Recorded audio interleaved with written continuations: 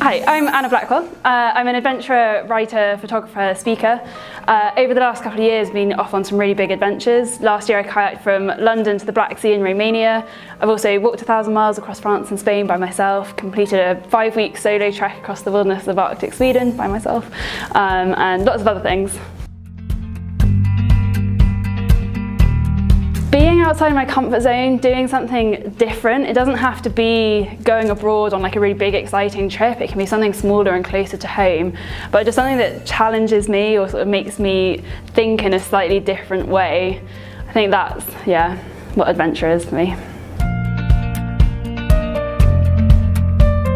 So the Kayaking the Continent expedition was actually my friend Kate's idea. She came up with this idea when she was on her gap year a few years ago, and after coming up with the idea, she didn't actually have anyone to do it with, so she posted an advert online, and 3 months after she'd posted this advert, I happened to come across it, and it turned out in that time she'd had responses from over 80 women from across the world, and then I cropped up and we found out that we had gone to the same school. She'd been 5 years below me at school, and we both still lived in Oxford, just a couple of miles apart from each other, and we committed to doing this adventure together despite the fact that we were pretty much strangers at that stage. We then had 6 months of preparing for it, sorting out the route and logistics, sponsorship, training, getting to know each other of course. And then in April 2018 we set off from Westminster Bridge in London, and spent the next 5 months kayaking through 11 countries and 5 capital cities, all the way to the Black Sea in Romania. So it was just over 4,000 kilometres in total, and it took us 5 months, 150 days exactly. Before the kayaking trip, I actually hadn't done that much kayaking at all. I'd done bits here and there on holidays. The summer before, I had spent 4 days kayaking around the Cornish coast. So I was confident in a kayak, and I knew that I had an all right level of skill, and yeah, I'd never been in a double kayak, so we were in a tandem kayak, the same boat. Neither of us had ever been in a double kayak like that before, and Kate, if anything, had done slightly less kayaking than I had. So in those 6 months of prep before we went, getting our skills up to scratch was definitely top of the list. So actually it surprises people, but the toughest part, it wasn't anything physical. It wasn't sort of kayaking every day or anything like that. It was actually towards the end we had some really bad weather. We were really behind schedule, and because I'd been ill and we'd had a week off, and there'd been other things that had gone wrong along the way, so we were running out of time actually, and all of this was going on, and we then had really bad weather, storms and really strong headwinds, which meant that each day we were doing not even a third of the distance that we needed to be doing. And dealing with the frustration of that was really, really difficult, and knowing that we were so close to the end, but that actually there was nothing that we could do to get there. Yeah, that was one of the toughest things. There's no single best moment. The general sort of overall highlight from the trip, without a doubt, was the people that we met along the way. Right from sort of planning the trip, while we were trying to get sponsors involved, things like that, while we were trying to work out if it was even realistic. From that moment, we had so many people wanting to support us and help us, whether it was giving us advice or their company was sponsoring us. And then throughout the journey as well, no matter what country we were in Europe, people just wanted to help us. And we had so many people who would take us in for the evening, give us a dinner, or let us use their shower in their house or on their boat. They'd give us food and snacks. Yeah, it was absolutely incredible.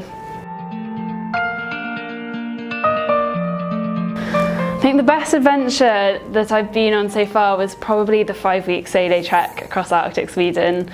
It was the most remote thing that I've ever done. So once I started the trek, it was about 10 days before I saw a road. You're literally hundreds of miles away from anything. I had a period of 6 days and then 5 days where I didn't see another person at all, just lots and lots of reindeer, which was fantastic. I started talking to them. And I think because I was completely by myself, no matter what was happening, if I was having a rubbish time, my boots completely disintegrated. I had wet feet for like 10 days non-stop. My socks and boots just didn't dry. My tent collapsed on me in the first 5 days, and I woke up to like wet tent material on my face on my birthday. But no matter what was happening, I knew that I was the one who had to sort of motivate myself to keep on going. I was the one who had to get myself up in the morning, even if it was below freezing and if it was raining, no matter what. And so I got to the end knowing that I myself had overcome all of those challenges, it's quite rare that you can't even phone someone to sort of help pick you up if you're feeling down or unmotivated. It's solely down to you. And that was very rewarding. Yeah, I think all of the adventures that I've been on there have definitely been moments where I have thought, what am I doing here? Why am I putting myself through this? This is ridiculous. One of the early trips I did when I was walking 1,000 miles across France and Spain, I think it was in the first 10 days or 2 weeks, I was just ready to call it a day. I'd started developing shin splints. I'd got spider bites up my leg and across my arm, which were like swelling up to that sort of size. And it turns out the spider had been in my sleeping bag, which is pretty much my worst nightmare. And I was basically being stalked by a heat wave as well. It was like 38 degrees every day. And I just had this, it was a Sunday, I was in the middle of nowhere, I was in this tiny village, I'd run out of food, I'd run out of cash, there was nowhere to buy food or get money or anything. And I remember sitting in the shade of a church and phoning my dad and saying, I don't want to do this, I'm just not having fun. This is how I'm spending my uni summer holidays. Like, all my friends had gone off for like a nice beach holiday, and there I was, tired and exhausted and hungry and thirsty, by myself in a little village. But actually there wasn't really anything I could do, so I hid in the shade for a bit, and then some people came out of a building and saw me, and it turns out they take in walkers when they see them, and they took me in for dinner and gave me somewhere to sleep, and they literally were like angels for me that day, just completely transformed how I was feeling, and I kept on going and had a great time. It was a fantastic trip. But there are always those moments, generally when I'm tired and hungry and feeling a bit lonely, where it'd be so much easier if I wasn't there. But it's getting past that moment that makes it worth it, and it does get good again. Ooh, there's something about the sort of self-sufficiency of it, particularly when you're trekking and you've got everything you need in a rucksack on your back, and being able to travel in a very quite a subtle way. That I really, really love, and getting to just choose what you do when you do it.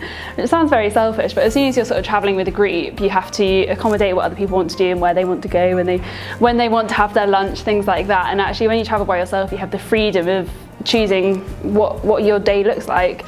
And also I find traveling solo, you're sort of forced to putting yourself out there and making friends with people. I mean, you don't have to, of course, but generally, if you want to be sociable, then you're going to have to make much more of an effort than if you're traveling with a group. And I've met some absolutely incredible people over the years from traveling by myself, or even just traveling with one other person, who I definitely would not have met if I was traveling in a group. Do I get lonely? No, I don't really, actually. I really thought I would in Arctic Sweden. That was one of the things that I was most interested to see, was sort of how I coped being on my own for that long. But I was completely okay, just sort of, I don't know, in my own head and in my own space a lot. But I did see people at sort of the mountain stations and things, and that kept me ticking along for a couple of days of solitude. And I had my Kindle with loads of books, and I had my journal and my camera, and that's kind of all the entertainment and company that I needed. So my plans for this year, in March I'm heading off to Africa for a month. I'm doing a road trip through South Africa, Botswana, possibly Zimbabwe, and then into Mozambique with one of my best friends from school, which will be great. We've never travelled together before. We've been friends for about 15 years. And then my plan for the summer, I think most likely I'm going to be going back up to Arctic Scandinavia because I completely fell in love with it. And I'm looking at doing a 3-month solo trek. It's about 500 miles by myself. My biggest inspiration, I think actually there's one person in particular. There's a woman called Anna Blackwell, who's another fantastic adventurer and absolutely incredible storyteller as well. She, for me, sort of appeared in my life at a very key moment. It was when I was still at university and I was trying to decide whether to do a conventional work experience over my summer, get an internship like everyone around me was telling me I should be doing.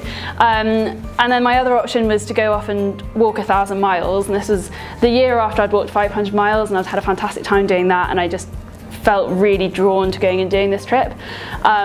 But a lot of people were saying, well, that's really stupid, think of your career, how is that going to help? And then I sort of stumbled across Anna Blackwell's blog, and she was also off on an incredible trip at that time, and blogging about it and sort of sharing her experiences. And I just thought, actually, if she's off doing that and she's a bit older than me, then sod it, I'm gonna go and do this now as well. So she really inspired me to go off and walk 1,000 miles, and that trip in itself was quite a big turning point for me as well. So yeah, I owe a lot to her. Oh, advice, yeah, I think find something that scares you a little bit. It doesn't have to be something like massive that absolutely terrifies you, but something that is going to take you outside of your comfort zone just a little bit. But if it's something that you can research and plan, so you can give yourself the confidence to go off and do it, that will really, really help. But just get out there and do it. Find something that excites you and yeah, follow it.